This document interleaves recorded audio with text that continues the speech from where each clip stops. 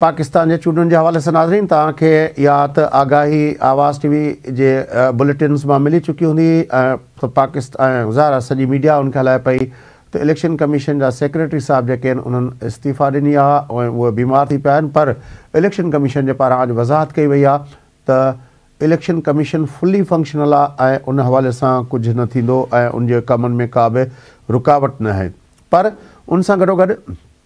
असां ॾिसूं था पिया त जेको असांजो निगरान वज़ीर आहे मुर्तज़ा सोलंकी साहब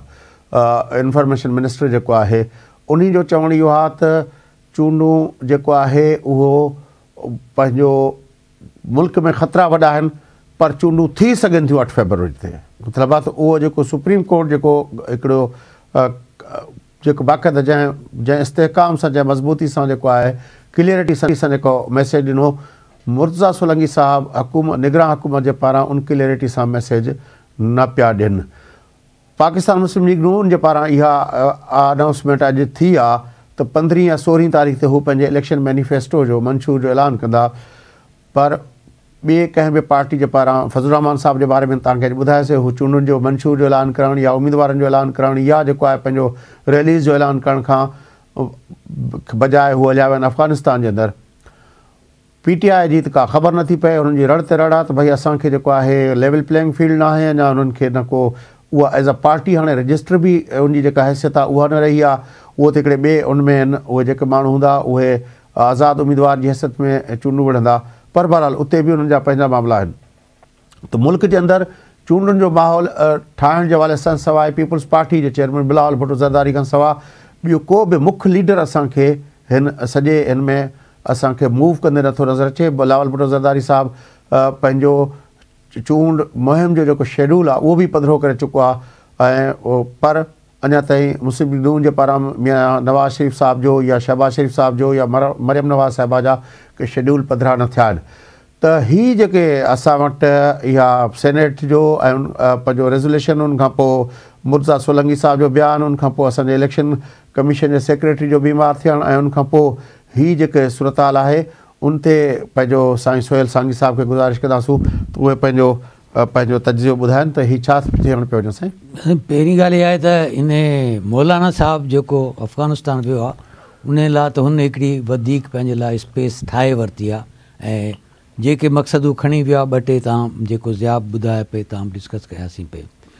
जेसि ताईं इन ॻाल्हि जो तालुकात भई हीअ जेको नवाज़ लीग मुस्लिम लीग नून उन्हनि त अञा ताईं पंहिंजे कैंडिडेट्स जो बि ऐलान न कयो आहे त इहो ॾाढो अहम आहे त हू केतिरो पोयां टाइम बचंदो जंहिंमें हू चूंड मुहिम हलाईंदा।